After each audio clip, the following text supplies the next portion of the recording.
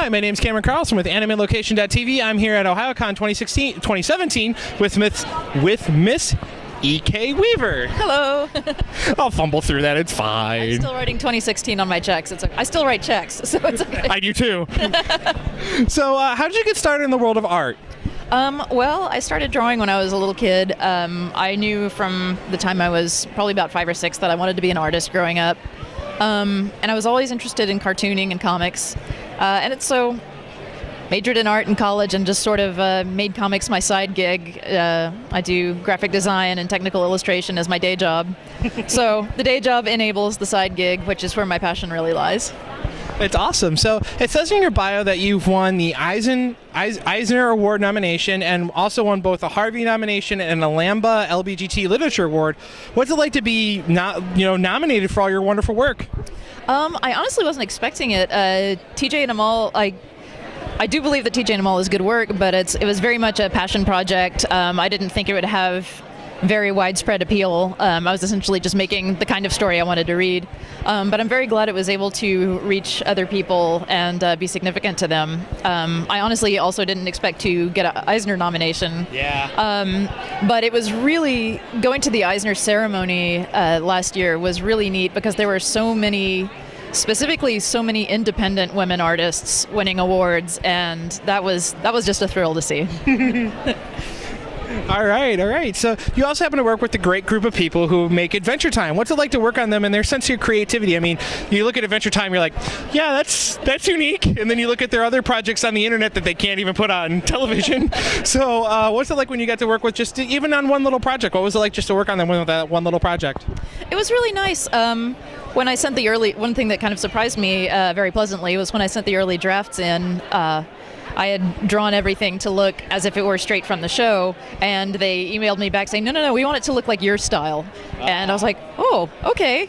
So then there was the challenge of making these, very bendy, flexible characters somehow recognizable in my own painting style. But it wound up being really fun. It wound up being a great painting exercise. The whole project was a really good time.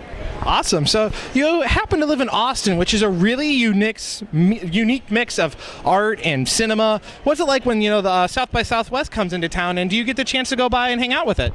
Honestly, I don't do that a lot with South by. We've been in town. Basically, we moved to Austin the year South by started. And it's really no longer affordable for people who live in the city.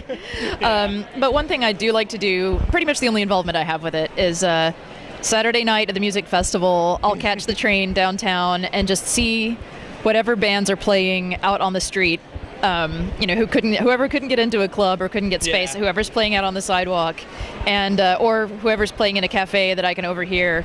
And you can quite literally find CDs of music you've never heard on the ground. I will going down 6th Street or 5th Street, we'll be picking stuff off the ground. Okay, well maybe it's great, maybe it's terrible, but I'll give it a listen. So that's always fun. And then midnight hits, and then the wall of drunk people starts moving out, and so that's when I bail. Well, the fun part is I listen to the guys at Rooster Teeth that are in Austin, so I'm actually fans of theirs. So I've been, when you talk about 6th Street and 5th Street, I'm like, I actually know what those streets are, and I've never stepped foot in the city of Austin ever in my entire life. They talk about Congress and all that type of stuff. So that's why I said it's just a unique mix, because Rooster Teeth is such a huge company now there, and then of course you have. It's wild to think about, because they used to do Staple, which is the independent media con, just a few years ago, and now it's this huge thing. Yeah, because they have Ruby, they have they've got 5 different brands all over the country, so it's like a huge deal with them. So it's really cool that you get to maybe potentially work with them on something. Maybe someday. I've only met them very briefly, so. Well, let's hope. So tell us about your work on the comic, The Less Epic Adventures of TJ and Mammal. I mean, where was the creative juices to start even going with those characters? Well, honestly, I was, like I said earlier, I was just telling the kind of story I wanted to read. At the time that I thought up the story, I had been reading a lot of BL and yaoi manga, and I was like, these don't feel like real people to me. I'm not interested in any of these people. And just for kind of, can I cuss on this? Okay, never mind. Just for kicks. That's good. Just for kicks, I was like, I want to design somebody who would never appear in one of these manga. And so that's where TJ came from. I was like, I'm gonna make this, like gawky, dorky, all knees and elbows type of dude with a goofy fashion sense. And that was just kind of a joke. It started almost as a joke, and then I was like, wait, I suddenly care about these characters, and they're getting fleshed out and more subtle, and and I suddenly am interested in these characters. Oh gosh, what do I do with them? I want to tell their story. And I realized the best way to tell the story was in comics. Mm-hmm. And I realized also, I thought, well, I don't really know how to make comics. I don't draw like the people from Marvel. But then I'm not working for anybody. I don't have to adhere to any house style. I'll do it however I want. Yeah. And that's how that got started. Just thinking, I'll do this however I want. If it goes somewhere, great. If not, great. It's just a story I want to tell. Alrighty, that sounds wonderful. Now, we have a gentleman of ours that is related to you, Mr. Brent Weaver. What's it like when he's involved in your projects? Actually, Brett's been a great help. He's a lot of folks, it might not occur to them, but he's not a visual artist. He does theater and music, acting, that sort of thing. And so he's able to come at my work with a completely different perspective as an editor. And he'll read a scene and be like, I don't understand, how are these characters positioned, or the timing on this gag needs to be tightened up. Right. So that's been a big help. And there have been a couple of things in TJ and Amal where I'd be like, okay, I think this is how this scene is going to flow. How does that read to you? And he'll either say, perfect, or you need to tighten this up, you need to take this out. And then I'll be like, no, I don't want it. Oh, it actually works a lot better. So, yeah, he was a big, big help. Alrighty, and are there any upcoming projects you want your fans to know about at this time that they can check out? Let's see. I've got a short story coming out in Smut Peddler 2016. I actually finished that comic last year, but the print edition is coming out very shortly from Iron Circus Comics. That's also available in PDF currently. Mm-hmm. I am working on two independent comics, one for Island Magazine, which comes out from Image, and another self-published project that I'm hoping to launch in August. And that one is about 4 people who work in the various aspects of the restaurant industry and who get together and do a podcast, and it's about their lives.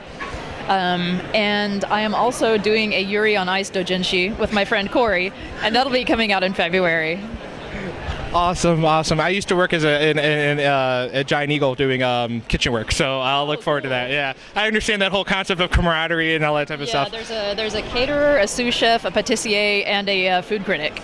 Okay. So. Excuse me. Sorry. Oh. And is there any way for fans to keep up with you online, and a final message for all your wonderful fans? For online stuff, you can read TJ and Amal at tjandamal.com. And generally, if I have any major news about new comics, I post it there. I do have a Tumblr account at Big Big Truck. Pretty much any username, like any social media, I use the username Big Big Truck, all one word. And my Tumblr account is mostly for comics news, for artwork and sketches. I'm also Big Big Truck on Twitter, and that's a little bit less formal. But yeah, generally those are the main venues. And thank you to everyone who enjoyed TJ and Amal. Thank you for reading, and thank you for supporting me. And I hope you enjoyed this interview. Thank you so much for joining us. I really appreciate it. It's so wonderful to meet you. Thank you. Thank you very much. Yay.